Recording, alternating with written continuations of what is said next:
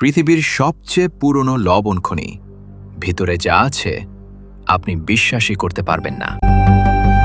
ইউরোপের দেশ অস্ট্রিয়ার ছোট্ট গ্রাম হলস্ট্যাটে লুকিয়ে আছে এক অবাক করা জায়গা, হলস্ট্যাট সল্ট মাইন, যার ইতিহাস প্রায় ৭,০০০ বছরের। ভাবুন তো, যখন আধুনিক পৃথিবী ছিল না তখনও এখানে মানুষ লবণ তুলত, আর তখন লবণ এতটাই দামি ছিল এটাকে বলা হতো সাদা সোনা।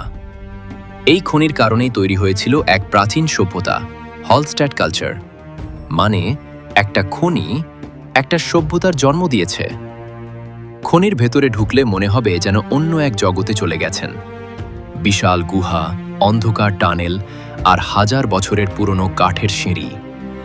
সবচেয়ে মজার ব্যাপার হলো এখানে একটা স্লাইড আছে যেটা দিয়ে মানুষ নিচে নামে, আর পুরো খনিটা এমনভাবে আলো দিয়ে সাজানো মনে হবে যেন কোনো সিনেমার দৃশ্য। সবচেয়ে অবাক করা বিষয় হলো এই লবণ একসময় মুদ্রা হিসেবেও ব্যবহার করা হতো।